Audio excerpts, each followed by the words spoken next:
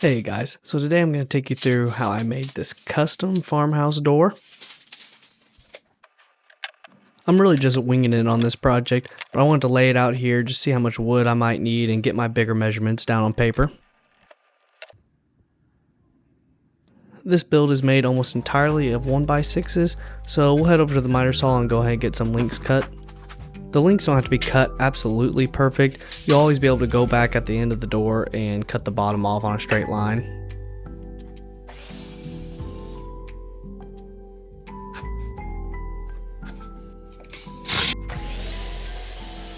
A super simple and efficient way to cut multiple boards of the same length is to use a stop block like I have here. The cuts I've been making on the miter saw are for 3 different parts of the door, one being the top, then the sides, and then the bottom.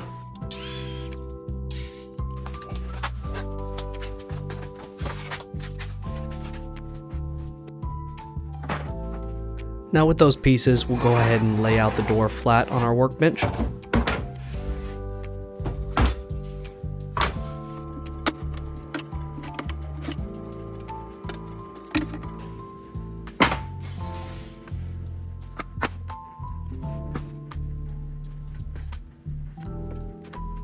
You really want to make sure the wood is straight on the window portion. We can always cut the top and the bottom of the door to make it straight, but for the window it's a lot harder to cut out. These 3 crossmember pieces are how we're going to connect all the panels together, but you'll also want to make sure to overlap it on the window side just by about a ½ inch. That'll be the start of our window frame.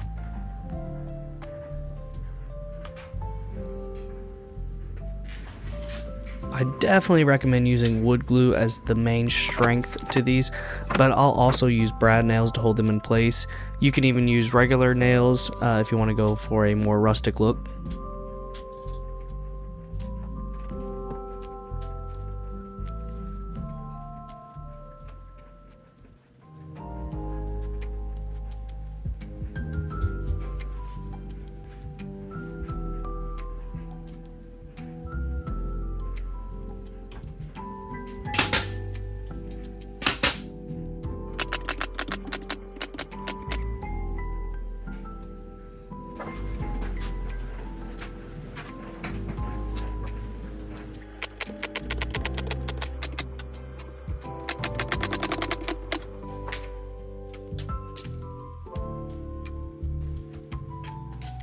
For this outer windowsill, I did use a 1x4 instead of the 1x6 that we've been using throughout this project.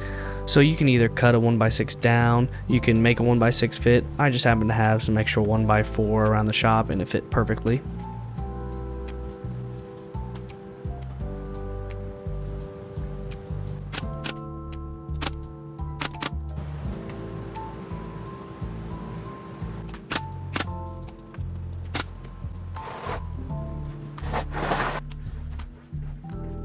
Once you have the door flipped, go ahead and add more brad nails to any loose boards you might have.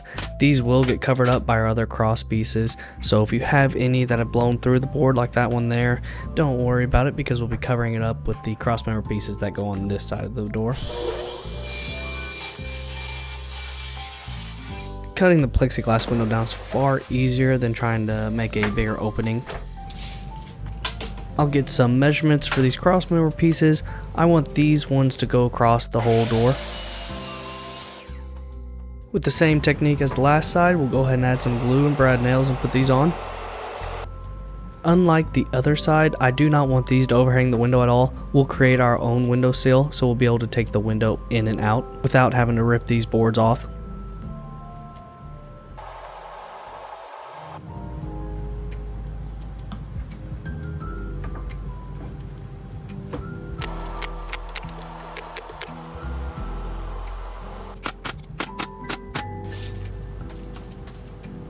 For the bottom of this window seal, I'm going to use an offcut of a 2x6 I had. This will give the window a little bit of a ledge and a little dimension to the whole project.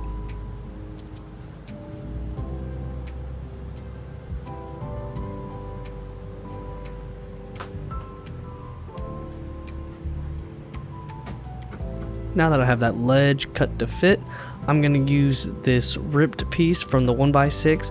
to then make the rest of the window seal. When measuring this, just know the top one can be measured all the way across, but the side ones will butt up against the top one, but they'll also come down into the ledge so they can be a little bit longer. That may sound confusing, but you'll understand when you see it.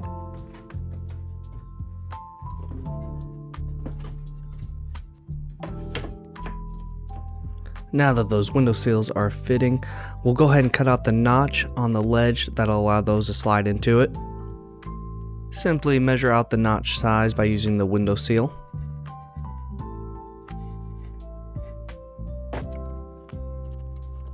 I'm going to clamp that down and then pull out the Japanese pool saw to cut these out.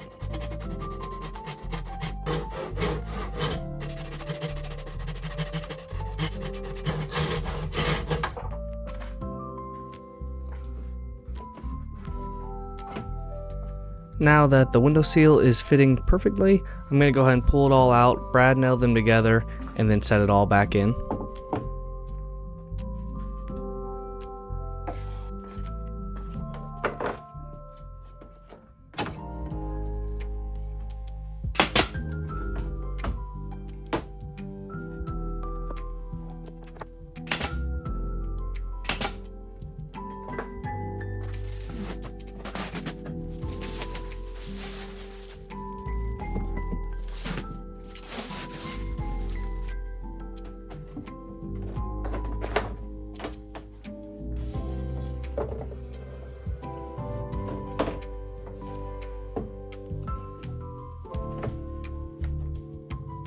I'm not going to use any wood glue on this window seal, just a couple brad nails to make it really easy to pull it off if I ever need to change out the window.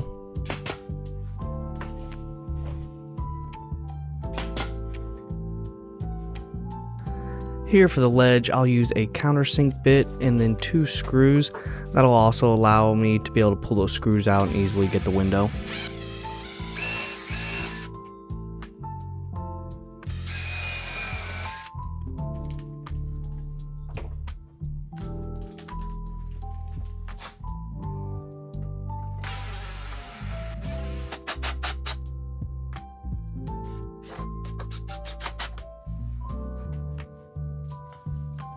This crossmember piece is mainly just for aesthetics.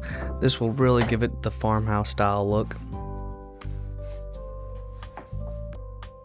Instead of trying to get fancy and measure out all the angles, I'm just going to lay the board where it should go and go ahead and make a line where the angle will be.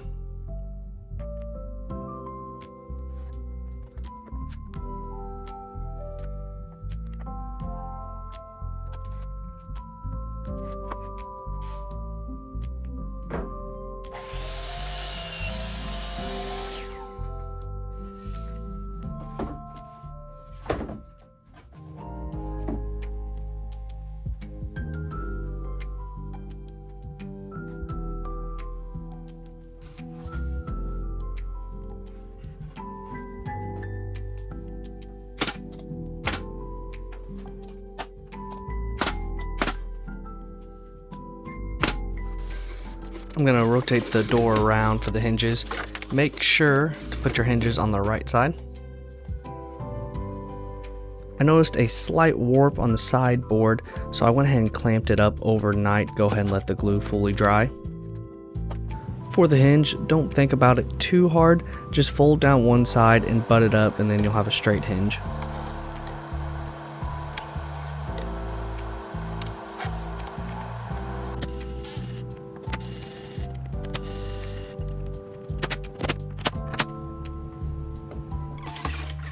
Now with a little help, I'm going to get the door set into place.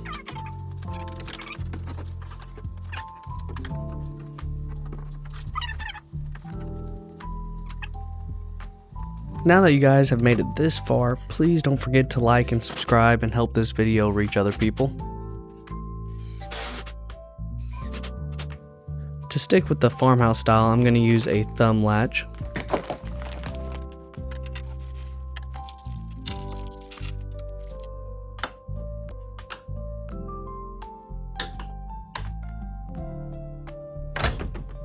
I hope you enjoyed the video. Please check out some of my other content with more to come.